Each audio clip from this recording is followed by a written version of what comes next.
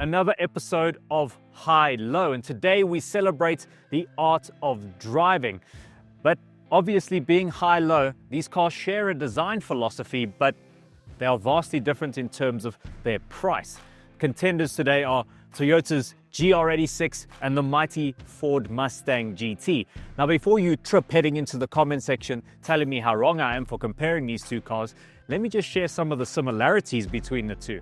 See, both are rear-wheel drive, front engine, feature naturally aspirated petrol engines, Brembo brakes, and they cater for enthusiasts. Now, these enthusiasts are going to be vastly different, with the GR86 appealing to the purist sports car lover that does the occasional track day, while the Mustang GT caters for muscle car enthusiasts who want a big burbly V8.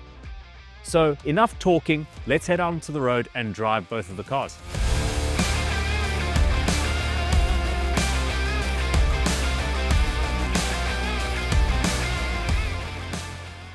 So here we are aboard the GR86, and what a pleasure it is to drive these cars, honestly. Toyota have done such a good job with us.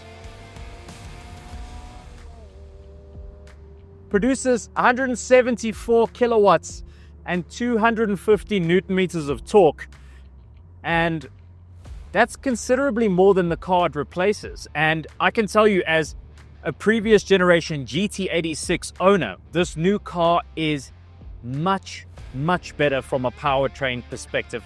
Gearboxes aren't too dissimilar. They feel relatively slick, slightly notchy at times, but very satisfying to shift gears with.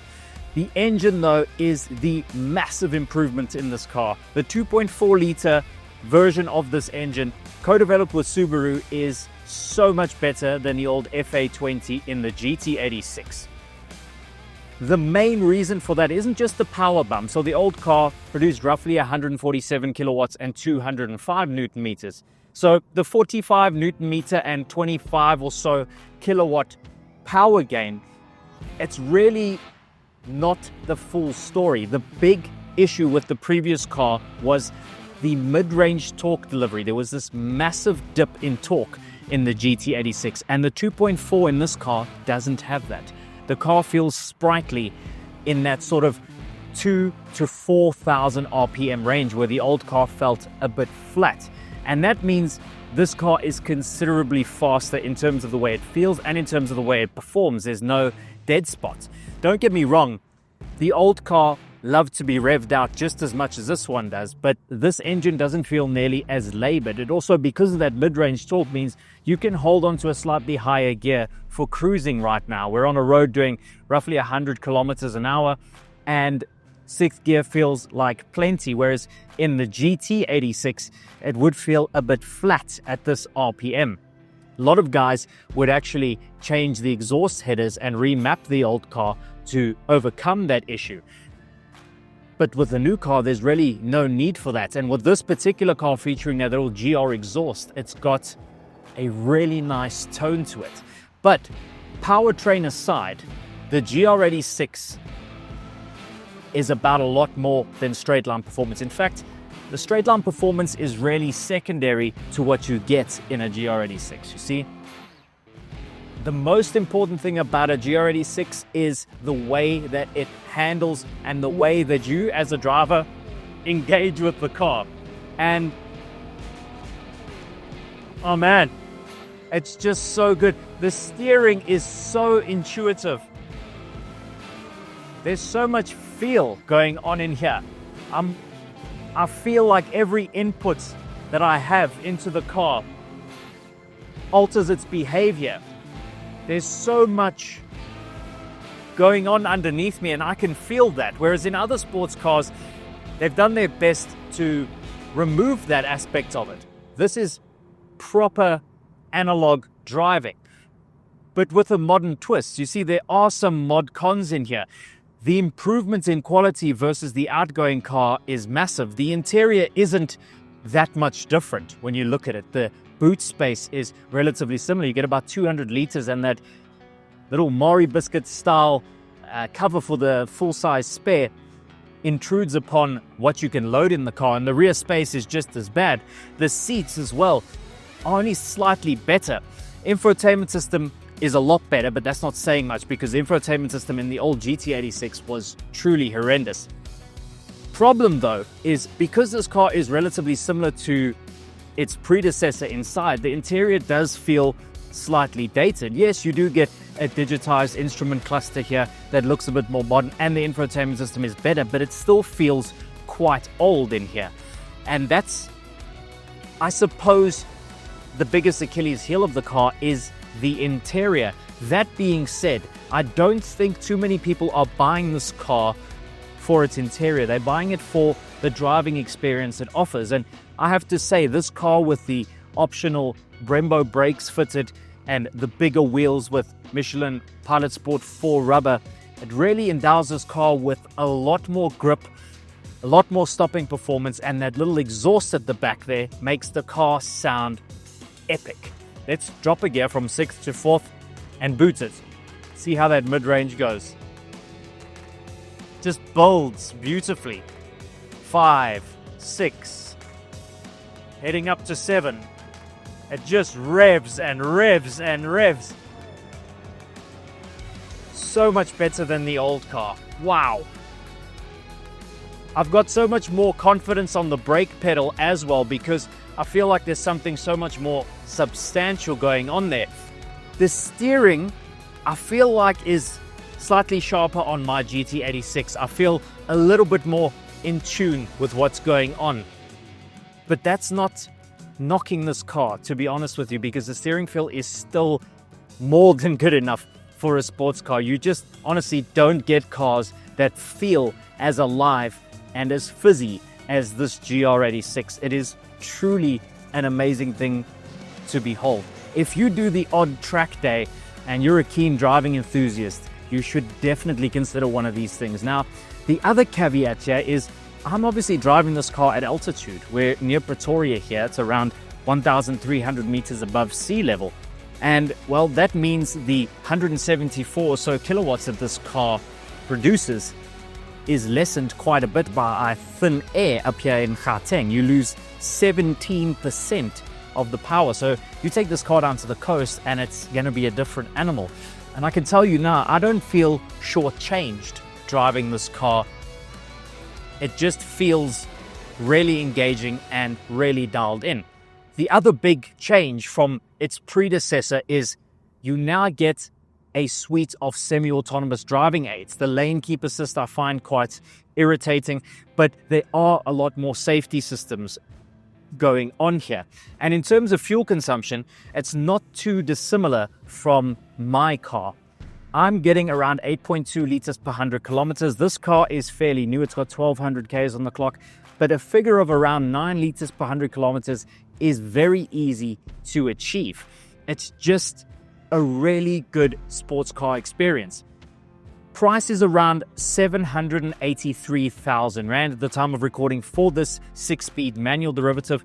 You add about 40,000 Rand or so and you'll get yourself the 6-speed torque converter automatic if you are going to daily the car and potentially not take on too many track days, but you still want something light, nimble and good looking.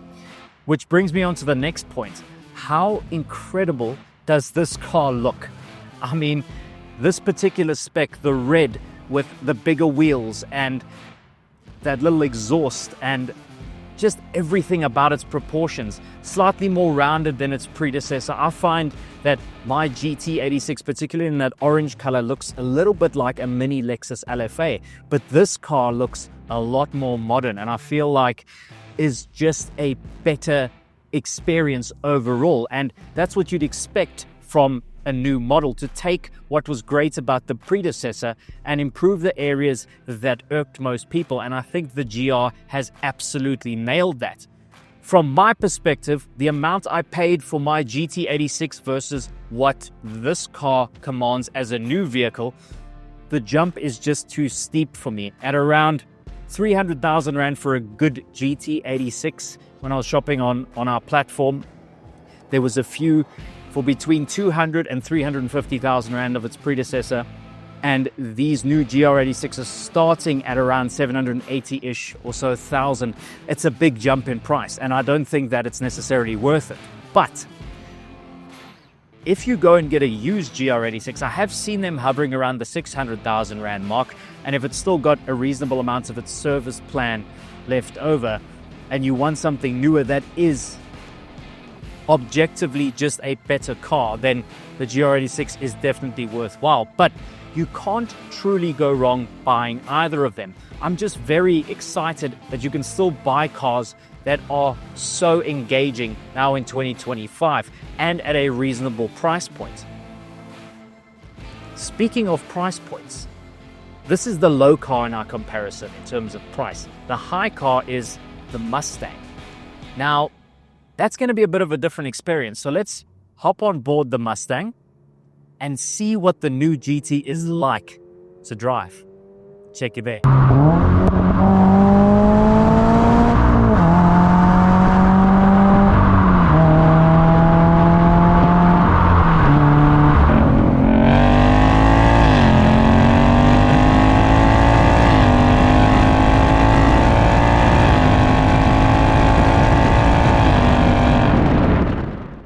How's that for a transition in sound from a boxer 4-cylinder engine to a 5-liter Coyote V8 in this new Mustang? Now, this new Mustang is called the S650 to Mustang nerds, replaces the old S550. And let me just put it to you this way.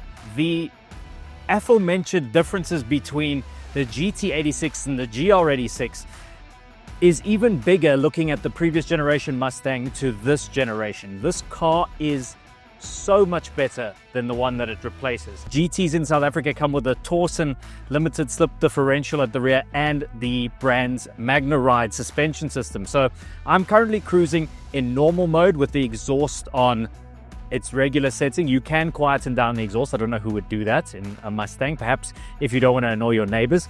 And you can click up to sport mode for the exhaust, which brings things up a little bit. And then you can click track mode exhaust, which pops things up a notch as well. Let's click the drive settings out of normal and put it into sport. We're not going to use track for today, but that changes the attitude of the car dramatically. Suspension firms up, steering feel is a bit more weighty, and it's loud, especially in this track setting. It sounds absolutely fantastic.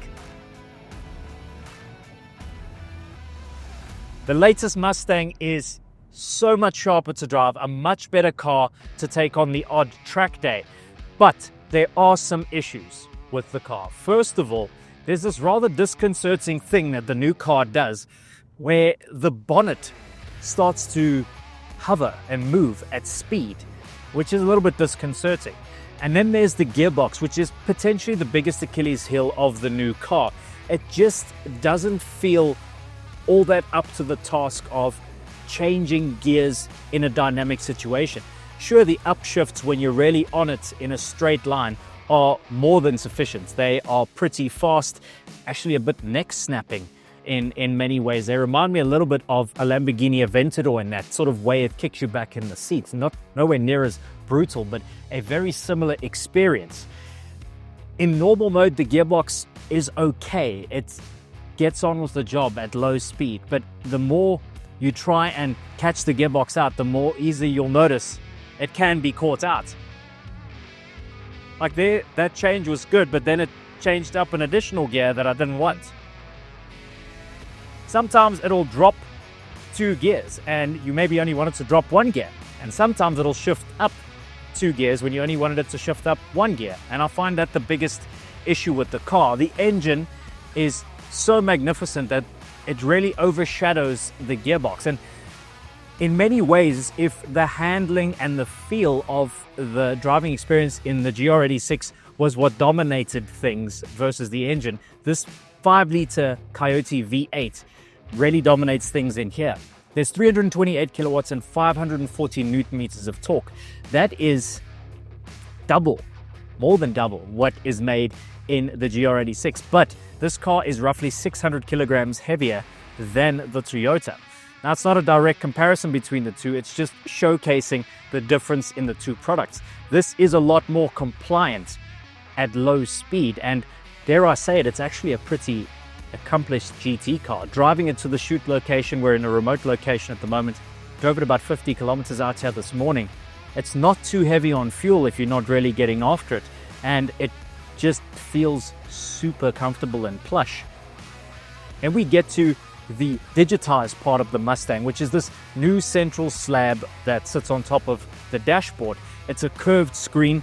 There's a just over 13-inch infotainment system and just over a 12-inch digitized instrument cluster. Now these are pretty configurable. There's a small Mustang button. You click the little horse here on the center console and it brings up My Mustang. You can change the auxiliary. You can have a look at the auxiliary gauges, see what's going on with the car. You can go into a custom mode where you tune your specific drive modes. You can change the color of your font on the infotainment system, and then you can change the clusters from a variety of things. So you can go normal, you can go sports, you can go racetrack, you can go calm, and then there's three very cool options. There's the classic 67-68 Mustang, which looks like your old school Mustang cluster. You can get a Fox body Mustang gauge, which is very late 80s, early 90s. And then you can get the SVT Cobra from the early 2000s, which is the one I've got set up here with the white gauges.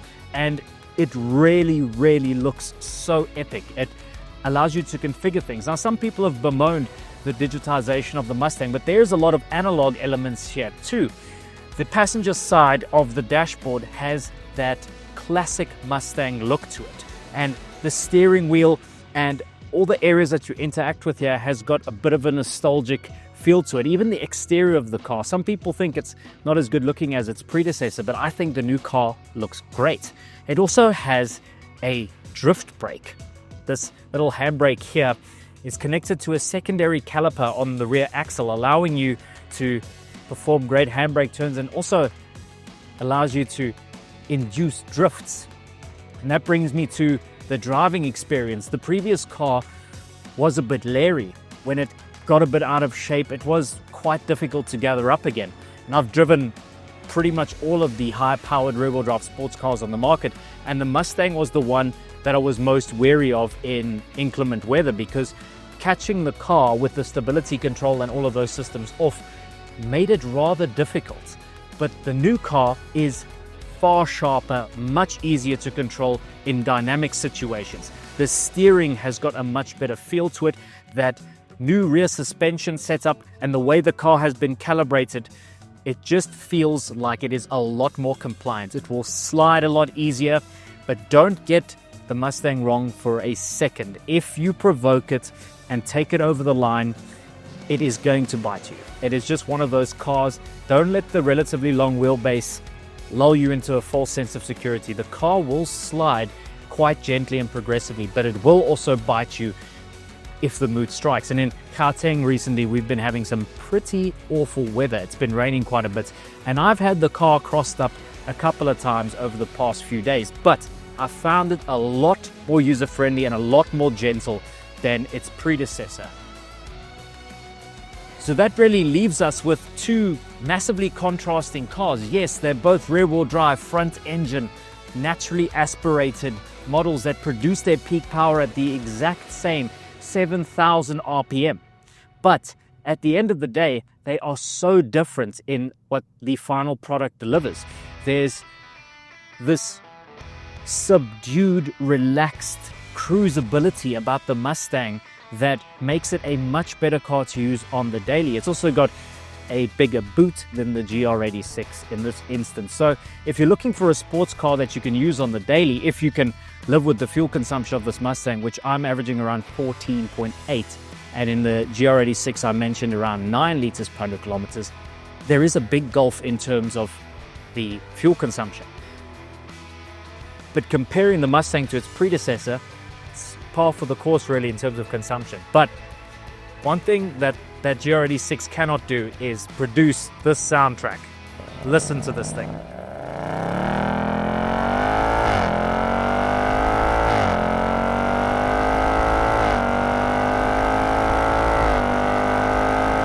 It also feels quite stable, which is not something you can always say about a car that's got quite a bit of power going to the rear wheels. I'm just really happy that people like you and me, I assume if you're watching this video at this point, that you're a keen driver and you love the idea, the nostalgia, the theatrics of a sports car. I'm just glad that brands are still building cars that have got a bit of sense of humor about them. And the Mustang is a silly car if we look at it. Ford make a couple of silly cars. There's a Bronco Raptor overseas. We get the Ranger Raptor. You get a proper F-150 Raptor. You get a Mustang, and this is just the GT. There is a dark horse that you can buy now too, which is even more powerful. It's a bit sad that they had to detune the V8 for South African conditions. You can thank our altitude, our poor fuel quality, and the immense heat that we experience here for that detune in power. But for me, this car strikes a great balance as a GT muscle car. It's a lot more approachable than it once was. There are still some quality issues inside here. The build quality has most certainly improved, but there is the odd rattle and squeak in here and the odd build quality and assembly issue with these Mustangs. But don't let that deter you from it. If you have a previous generation Mustang and you're looking for a legitimate upgrade, the new car is vastly superior to the old one. I just wish they would offer a different automatic gearbox or a manual option, because that would really make this a seriously good muscle car contender. And that really leaves it for today. I mean, that's all I really have to say about these two cars. They're so vastly different from one another, but at the end of the day, they're catering for driving enthusiasts on different ends of the spectrum. And what a treat, what a privilege to be able to present these cars to you guys. I suppose there's only one thing left to do, right? And I'm sorry, Ford South Africa.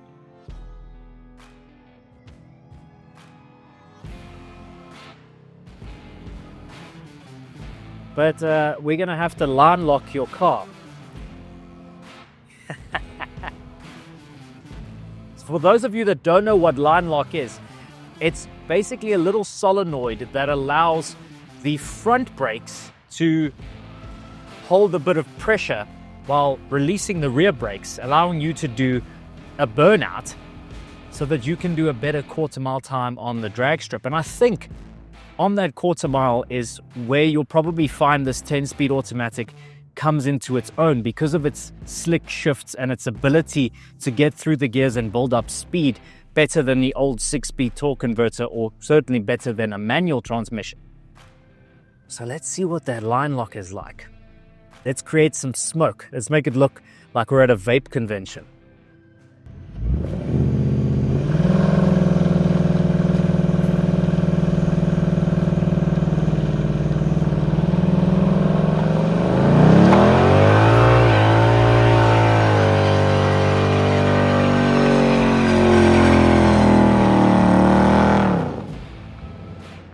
We can draw parallels between these cars all day, find out where they're similar, but ultimately we come to the same conclusion. These are very different cars aimed at very different individuals. The GR86 is a razor-sharp car that can be used to tackle the odd B road and track day, whereas the Mustang is a big, brutish muscle car that has a completely different appeal.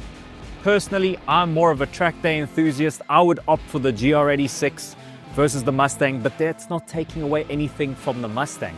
Ultimately, if I've learned anything from driving these two cars back to back, it's the fact that we need to be appreciative of the fact that we can go and buy naturally aspirated rear-wheel drive sports cars from big brands in 2025.